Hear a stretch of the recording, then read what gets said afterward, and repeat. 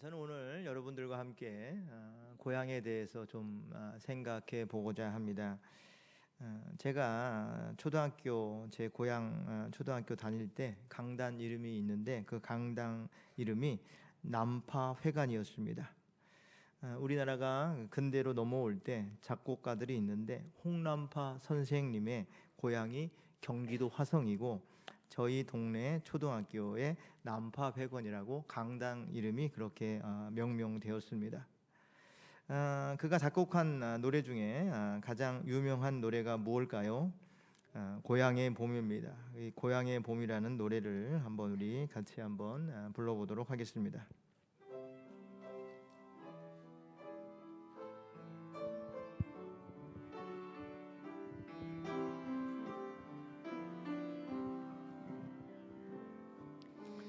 나의 살던 고향은 꽃피는 산골 복숭아꽃 살구꽃 아기 진달래 울긋불긋 꽃되고 자린 동네 그 속에서 놀던 때가 그립습니다.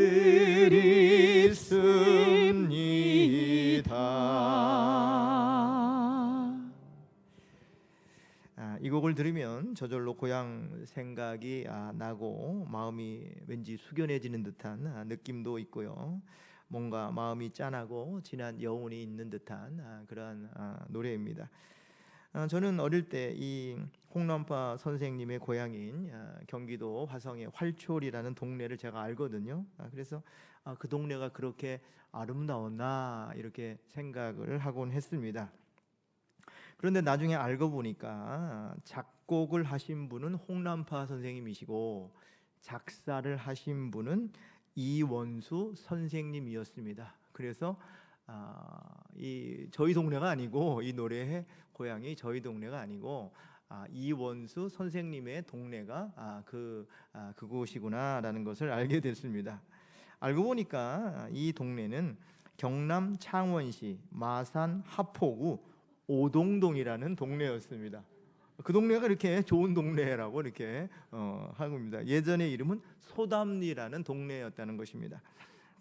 아무튼 이렇게 이런 노래를 들으면 고향의 정취가 물씬 풍기고 어릴 적 생각이 나고 고향으로 돌아가고 싶은 그러한 마음이 들곤 합니다. 그래서 사람들은 다 이렇게 고향에 대한 향수를 가지고 있습니다. 고향에 대한 노스텔지어를 가지고 있다라고 얘기를 하고 있습니다. 왜냐하면 많은 사람들은 어릴 적 행복했던 기억을 잊지 못한다고 합니다.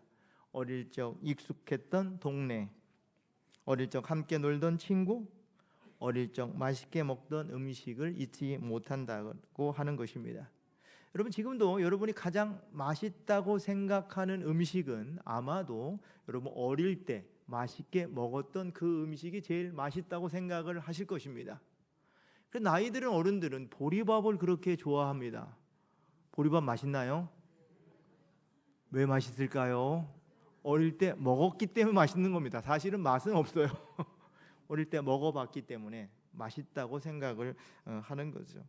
그래서 우리 모든 사람들은 자신 인생의 근원이자 존재의 뿌리인 고향을 생각하고 고향에 대한 그리움을 가지고 있습니다. 자신이 태어났고 그의 인생의 가장 중요한 기억을 가지고 있고 또 스토리가 있는 그 고향을 그리워한다. 그래서 많은 사람들은 고향을 잊지 못하는 애착을 가지고 있다. 어태치먼트, 애착을 가지고 있다라고 이렇게 얘기를 하고 있습니다. 여러분의 고향은 어디입니까? 대부분 진주입니까?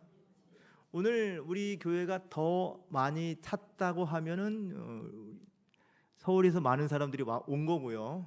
많은 사람이 빠져나갔다고 하면 진주는 도심이라고 볼 수가 있는데 거의 비슷하게 이렇게 찬 것 같습니다. 그리고 새로운 분도 많이 오셨고요. 감사를 드립니다.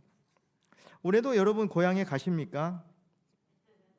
많은 분들이 고향에 가시는데 고향을 가지 못하는 사람들도 있습니다. 이런 분들을 실향민이라고 부르죠. 고향은 그리운데 고향에 가지 못하는 것은 얼마나 안타까운 일입니까? 해마다 명절이 되면 많은 사람이 고향에 돌아가게 되는데 실향의 아픔을 느끼는 사람도 있다는 것입니다. 성경에서도 실향의 아픔을 느끼는, 고향에 가고 싶은데 실향의 아픔을 느끼는 사람들의 시가 있습니다. 성경 한번 찾아볼까요? 시편 137편 1절의 말씀입니다. 예루살렘이 멸망하고 많은 사람들이 고향을 떠나 바벨론의 포로로 잡혀가야 했습니다. 민족 실향민이 되어서 낯설은 땅 바벨론 땅에서 그 실향의 아픔을 노래하며 울었다고 오늘 성경은 얘기해 주고 있습니다. 시편 137편 1절의 말씀 같이 한번 읽어보겠습니다. 우리가 바벨론의 여러 강변 거기에 앉아서 시온을 기억하며 울었도다. 고향을 가고 싶은데 가지 못하니 울었다라고 얘기를 하고 있습니다. 어떤 사람들은 사람이나 동물이나 회귀 본능이 있다고 얘기하는 사람도 있습니다. 그래서 고향에 가고 싶어한다. 회귀 본능 때문에 그렇게 얘기하는 사람들도 있습니다. 대표적인 이 회귀 본능을 가진 동물이 연어입니다. 연어는 강에서 태어나다가 그러다가 바다로 나갑니다. 거기서 3년이나 5년을 살다가 성체가 되어서 알을 낳을 때쯤 되면 다시 자기가 태어났던 곳 강 상류로 돌아옵니다. 그때 연어가 이동하는 거리는 수천 킬로에서 길게는 3,000에서 4,000km를 이동한다고 얘기를 해주고 있습니다. 연어는 왜 이렇게 먼 거리를 돌아서 다시 자신이 태어난 강으로 돌아오는 것일까? 그것이 회귀 본능이다라고 얘기를 하는 거죠. 그리고 산란을 위해서 강에 돌아오는데 꼭 자기가 태어난 곳으로 돌아온다는 것입니다. 그 어떻게 돌아올까? 학자들이 연구를 해봤더니 연어는 몸에 자기장을 기억해서 자기가 태어난 곳에 자기장을 몸으로 기억하고 돌아온다라고 주장하기도 하고요.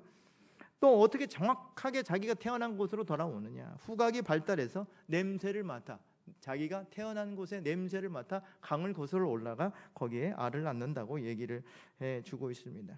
사람들이요, 이게 회귀 본능이 있어서 그런지 고향을 이렇게 찾아가려고 하는 사람이 많이 있습니다. 여러분, 김영철 전이라는 것을 들어보셨습니까? 조선시대 이야기입니다.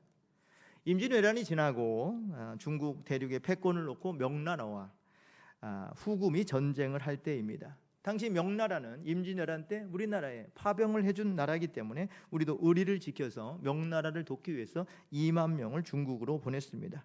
그때 평안도 영유 사람 김영철이라는 사람이 지금의 명칭은 평온이라는 곳으로 평양보다 약간 북쪽에 있는 곳입니다. 김영철이라는 사람이 1618년 19세의 나이로 명나라에 파병이 되게 되었습니다. 그런데 그때 김영철은 할아버지도 또 아버지도 함께 3대가 전쟁에 참여하게 되었습니다. 아직 김영철은 19살 나이로 혼인은 하지 않았지만 독자이기 때문에 그의 할아버지가 출발하기 전에 눈물을 흘리며 그 영철이에게 얘기한 겁니다. 내가 돌아오지 못하면 우리 집안에 대가 끊긴다. 너는 꼭 살아 돌아와야 된다 라고 얘기를 했던 것입니다. 그때 김영철이 얘기했어요. 꼭 살아서 돌아올 겁니다 라고 얘기를 하고 이렇게 전쟁에 나갔는데 1619년 심화 전투에서 조명 연합군이 패배하고 조부와 부친은 그 자리에서 죽게 됩니다. 그리고 김영철도 후금의 포로가 되었습니다. 그때 조선의 병사들을 모두 죽이려고 했는데 그때 후금의 장수 아라나라는 사람이 김영철의 모습을 보고 당시 후금의 왕이었던 누르하치에게 얘기를 하는 겁니다. 제 아우가 전쟁에서 죽었는데 이 사람 김영철이란 이 사람의 얼굴이 제 아우와 얼굴이 아주 똑같습니다. 이 사람의 목숨을 살려주시면 제가 같이 데리고 살면 좋겠습니다. 같이 제가 부릴 수 있도록 해주세요 라고 해서 간신히 목숨을 구한 겁니다. 그래서 후금의 그 금나라에 살게 되었습니다. 이렇게 기구한 운명에 처한 김영철은 그러나 후금에서 고향을 잊지 못하고 2번이나 도망치려 했습니다. 그때 도망치려는 사람을 도망가지 못하도록 발 뒤꿈치를 잘라버리는 그러한 일을 겪었습니다. 그런데도 후금 진영에서 김영철의 마음을 붙잡을 수가 없었습니다. 당시 김영철을 붙잡기 위해서 후금에서는 김영철에게 이 여인을 주어서 결혼을 하게 하고 자녀도 낳게 했는데 김영철은 후금을 탈출한 겁니다. 그리고 명나라로 도망했습니다. 명나라에서도 이렇게 살면 좋겠는데 명나라에서도 결혼을 해서 자식을 낳았습니다. 그런데 고향을 가고 싶은 것입니다. 그래서 결국 명나라도 탈출하여 1630년 14년 만에 조선 고향 땅 그곳에 다시 돌아오게 된 것입니다. 고향에 돌아와서 다시 결혼을 해서 살다가 결국 고향 땅에서 죽는데 3번 결혼하고 3개국에서 살았던 그 이야기가 실제 이야기입니다. 그렇게 자기 고향 땅이 좋을까? 결혼하고 살면은 거기에 만족감을 느끼면 좋을 텐데 이렇게 고향에 가고 싶다. 그래서 사람들은 정말 고향을 정말 그리워하고 좋아한다. 표기 본능이 있다라고 볼 수도 있는 것입니다. 그래 나이가 들면 외국에 살다가 외국 생활을 정리하고 다시 고국으로 돌아오는 경우도 많이 있고요. 또 나이가 들면 타향살이에 지쳤다가 다시 고향 시골로 다시 내려와서 사는 사람들도 많이 있는 것입니다. 그래서 그런지 많은 사람들은 고향을 그리워하고 해마다 추석이 되면 또 수천만 명이 고향을 찾곤 하고 있습니다. 올해 추석에는 개천절과 한글날을 포함해서 약 10일 이상의 연휴가 보장되기 때문에 3,218만 명 정도가 이동할 것으로 이렇게 내다보고 있습니다. 여러분도 고향에 가실 예정이십니까? 그리운 고향에 꼭 다녀오시기를 바랍니다. 그런데 오늘 성경도 인간은 본향을 찾는 존재라고 또 이렇게 얘기를 해주고 있습니다. 한번 성경 찾아볼까요? 히브리서 11장 14절의 말씀입니다. 한번 같이 읽어보겠습니다. 그들이 이같이 말하는 것은 자기들이 본향을 찾는 자임을 나타냅니다. 본향을 찾는 사람, 고향을 그리워하는 사람, 우리 인생이 본향을 찾는 나그네와 같은 인생이다라고 얘기를 해주고 있습니다. 성경의 많은 곳에서는 우리 인생을 나그네와 같다라고 얘기를 해주고 있습니다. 한번 성경 한번 찾아볼까요? 시편 39편 12절의 말씀입니다. 시편 39편은 다윗이 쓴 시입니다. 다윗의 고향은 어디일까요? 다윗의 고향은 베들레헴입니다. 그리고 예루살렘에서도 오래 살았고 고향이 분명히 있는 것 같은데 그는 자신의 인생을 나그네와 같다라고 이렇게 표현해주고 있습니다. 시편 39편 12절의 말씀 같이 읽겠습니다. 여호와여 나의 기도를 들으시며 나의 부르짖음에 귀를 기울이소서. 내가 눈물 흘릴 때 잠잠하지 마옵소서. 나는 주와 함께 있는 나그네이며 나의 모든 조상들처럼 떠도나이다. 다윗은 그런 사람 아닌 것 같은데 자기의 인생은 나그네와 같고 떠도는 사람이다 라고 얘기를 해주고 있습니다. 베드로전서 2장 11절도 한번 찾아보겠습니다. 신약 성경에서도 우리 인생 그리스도인들을 특별히 행인과 나그네와 같다, 우리 인생은 나그네와 같다 라고 이렇게 얘기를 해주고 있습니다. 베드로전서는 베드로가 우리 사랑하는 성도들을 향해서 하는 말씀인데 우리 그리스도인의 인생도 나그네와 같다라고 그렇게 얘기를 해주고 있습니다. 베드로전서 2장 11절 같이 읽어보겠습니다. 사랑하는 자들아 거류민과 나그네 같은 너희를 권하노니 영혼을 거슬러 싸우는 육체의 정욕을 제어하라. 그래서 이 거류민이라는 것은 행인이라는 말이고 나그네와 같다, 행인과 나그네와 같다라고 얘기를 해주고 있습니다. 오늘 히브리서 11장은 많은 믿음의 선진들을 얘기해주고 있습니다. 많은 사람들의 히브리서 11장은 믿음장으로 많은 믿음의 용사들을 얘기하고 있죠.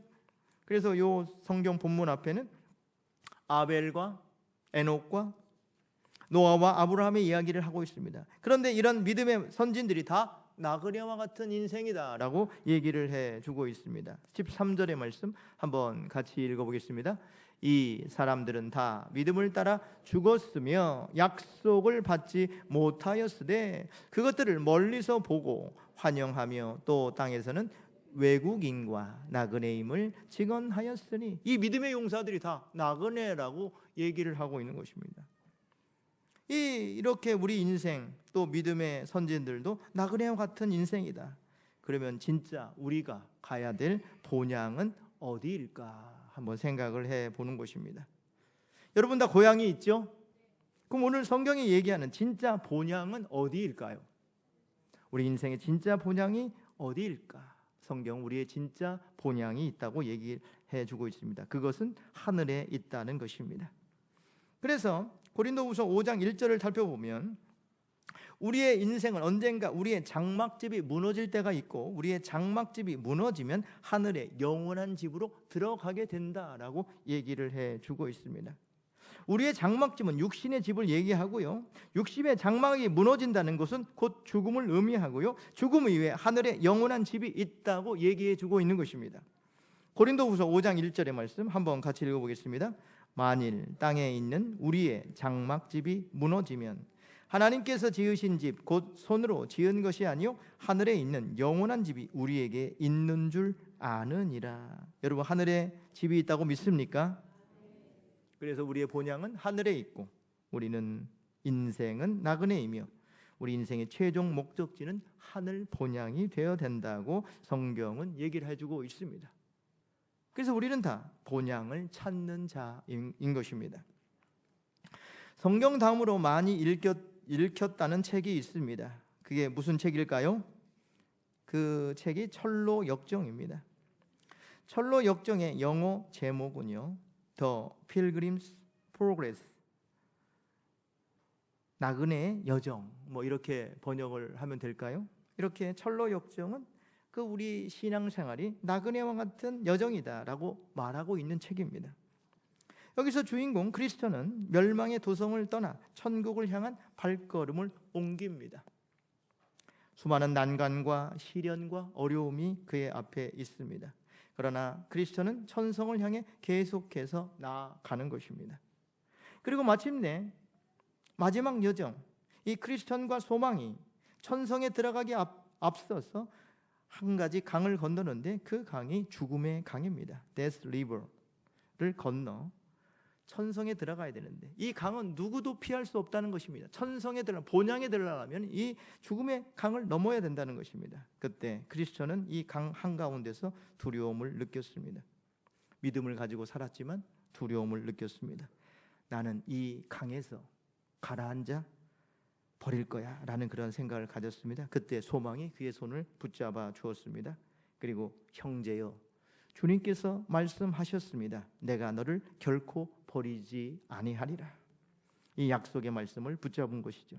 그 약속의 말씀이 히브리서 13장 5절의 말씀입니다. 크리스천은 이 죽음의 강을 건너면서 이 약속의 말씀을 믿고 힘을 얻어 강을 건너게 됩니다. 그 히브리서 13장 5절의 말씀도 우리가 한번 같이 읽어보겠습니다. 돈을 사랑하지 말고 있는 바를 족한 줄로 알라. 그가 친히 말씀하시기를 내가 결코 너희를 버리지 아니하고 너희를 떠나지 아니하리라 하셨느니라. 그때 소망을 붙잡고, 소망의 손을 붙잡고 말씀을 붙잡고 그 죽음의 강을 건너 천국성에 다다르게 되었습니다. 그래서 입구에 들어가려고 했더니 천사가 문을 지키고 있는 거예요. 들어갈 수가 없는 거예요. 그때 어떤 사람만 들어갈 수 있느냐? 생명책에 이름이 기록된 사람만 들어갈 수 있다고 얘기하는 겁니다. 그때 이 크리스천과 소망은 생명책에 이름이 기록되어 있었고 문이 열리고 천사들의 환영 속에서 빛나는 영광 가운데 하나님과 만남을 이루고 의의 면류관을 받고 영원한 안식과 기쁨을 누린다는 이야기가 바로 철로 역정입니다. 우리가 하늘 본향에 들어가면 이렇게 많은 사람들이 우리를 환영해 주고요, 천군 천사가 우리를 환영해 주고 거기서 기쁨으로 예배를 드리게 된다는 것입니다. 그래서 우리는 본향을 찾는 나그네이고 그 본향에 들어가야 되는데 문제는 언제 본향에 들어가는지 아무도 알 수 없다는 것입니다. 여러분은 언제 본향에 들어갈 수 있을 것 같습니까? 아무도 알 수가 없죠. 누가복음 12장 한번 찾아볼까요? 누가복음 12장 20에서 21절에 보니까 한 부자 이야기가 나옵니다. 그는 그의 많은 소출을 거두었습니다. 그래서 창고가 그득그득 창고에 소출이 쌓여져 있었습니다. 그리고 부자는 스스로 이렇게 얘기했습니다. 여러 해 쓸 물건을 많이 쌓아두었으니 평안히 쉬고 먹고 마시고 즐거워하자라고 이렇게 얘기합니다. 세상에서 잘 먹고 잘 살자라고 이렇게 얘기를 했던 것입니다. 그런데 그때 그 부자를 향하여 하나님께서 말씀하시기 시작합니다. 누가복음 12장 20에서 21절 같이 읽어보겠습니다. 하나님은 이르시되 어리석은 자여 오늘 밤에 내 영혼을 도로 찾으리니 그러면 내 준비한 것이 누구의 것이 되겠느냐 하셨으니 자기를 위하여 재물을 쌓아두고 하나님에 대하여 부요하지 못한 자가 이와 같으리라 라고 말씀하셨습니다. 우리는 언제 하나님의 부르심을 받을지 알 수 없는 것입니다. 제가 알던 한 여자분이 계셨습니다. 그분을 보니까 몹시 착하시고요, 말도 별로 없으신 분이었습니다.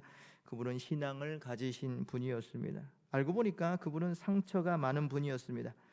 남편이 바람이 나서 다른 여자와 살게 되었고요, 자녀들이 있었지만 홀로 외롭게 살고 있었습니다. 그러나 묵묵히 기도하며 일하는 분이었습니다. 그분을 제가 보고 그분이 이렇게 열심히 일을 하시는 걸 보고 제가 인사도 하고 했더니 저를 또 많이 좋아해 주셨습니다. 그러면서 그분이 저에게 물었습니다. 대체 뭐 하는 분입니까? 교회 목사입니다. 아, 그러세요? 너무 반갑게 맞아 주신 겁니다. 제가 강남교회 목사입니다. 아, 그러세요? 라고 이렇게 얘기를 한 것입니다. 그래서 제가 한번 교회에 오라고 초대를 했습니다. 그런데 어느 날 정말 우리 교회에 방문하여 예배를 드렸습니다. 저 뒤쪽에 앉아서 조용히 기도하며 예배를 드렸습니다. 그때 설교 제목이 영생이었습니다. 저는 그분이 왔다는 것을 알고 나중에 한번 만났더니 저를 보면서 이터널 라이프 잘 들었어요 이렇게 얘기를 하더라고요. 그래서 설교를 잘 듣고 그때 우리 교회 분위기가 참 좋았고 예배할 때 참 좋았다 그렇게 얘기를 했습니다. 그래서 제가 그분을 새생명 전도축제에 다시 초대를 했습니다. 그랬더니 그때 오마 그렇게 약속을 해 주셨습니다. 그런데 며칠 전부터 그분이 보이질 않더라고요. 알고 보니까 그분이 유명을 달리했다는 소식을 들었습니다. 돌연사란 말도 있고 아픔을 참다가 육체의 병이 있는데 아픔을 참다가 그렇게 변을 당했다고 이렇게 얘기를 들었습니다. 그 소식에 제가 충격을 받았습니다. 마음도 무거웠고요. 그래서 한번 생각을 해보게 되었습니다. 그분은 정말 본향에 가셨을까? 그분이 정말 본향에 가셨다고 생각하십니까? 저는 이 땅보다 더 좋은 것, 다시는 줄이지도 아니하고 목마르지도 아니하고 해나 아무 뜨거운 기운에 상하지도 아니한 그곳으로 갔다고 믿습니다. 그리고 어린 양 예수께서 그의 눈에서 눈물을 닦아주시고 주님과 함께 있다고 저는 믿습니다. 저는 우리 교회에 그분을 초대했지만 하나님은 우리 교회보다 더 좋은 곳 하늘 본향 천국으로 그분을 초대했다고 믿습니다. 여러분도 언젠가 주님께서 부르실 때 진짜 본향에 돌아갈 수 있는 성도들이 되기를 축원합니다. 오늘 성경은 우리들에게 본향에 갈 기회가 있다고 얘기해 주고 있습니다. 15절의 말씀 한번 같이 읽어보겠습니다. 그들이 나온 바 본향을 생각하였더라면 돌아갈 기회가 있었으려니와. 본향에 돌아갈 기회가 우리 모든 사람들에게 있습니다. 그리고 하늘을 사모하는 본향을 사모하는 자들에게 하나님은 한 성을 예비해 주셨습니다. 16절의 말씀 같이 읽어보겠습니다. 그들이 이제는 더 나은 본향을 사모하니 곧 하늘에 있는 것이라. 이러므로 하나님이 그들의 하나님이라 일컬음을 받으심을 부끄러워하지 아니하시고 그들을 위하여 한 성을 예비하셨느니라. 하나님이 예비하신 그 본향, 그 본향에 모든 성도들이 들어가기를 소망합니다. 그곳에 들어가기 위해서는 뭐가 필요하다고 했죠? 생명책에 이름을 올려야 하는데, 여러분은 생명책에 이름이 올려져 있습니까? 성경에 보니까 생명책에 이름을 올리려면 이기는 자가 되어야 한다고 얘기를 해주고 있습니다. 한번 찾아볼까요? 계시록 3장 5절의 말씀입니다. 계시록에서 가장 중요한 말씀 중에 하나는 이기는 자가 되라는 것입니다. 그래서 이기는 자는 생명책에 이름을 기록할 수 있다라고 얘기를 해주고 있습니다. 여러분, 이기는 자가 되어야 됩니다. 계시록 3장 5절의 말씀 한번 같이 읽어보겠습니다. 이기는 자는 이와 같이 흰옷을 입을 것이요 내가 그 이름을 생명책에서 결코 지우지 아니하고 그 이름을 내 아버지 앞과 그의 천사들 앞에서 시인하리라. 이기는 자가 되어야 되는 것이죠. 이기는 자는 뭘까요? 끝까지 인내하며 믿음을 지키는 자가 이기는 자죠. 여러분, 세상에 살면서 세상의 욕심과 정욕과 싸워 이기고, 믿음으로 이단과 사이비와 유혹을 이기고, 허탄한 세상의 철학과 세계관을 이기고, 불순종과 위선을 이기고 승리하여 이기는 자가 될 때 생명책에 이름이 기록되고 천성 하늘 본향에 들어갈 수가 있습니다. 우리 모든 성도들이 본향에 들어가는 자가 되기를 축원합니다. 기도하겠습니다.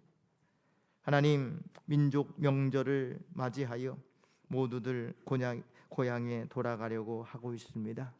고향에 돌아가 부모님과 형제들을 만나고 친지들을 만나고 친구들을 만나고 즐겁고 평안한 시간을 보내도록 인도하여 주시옵소서.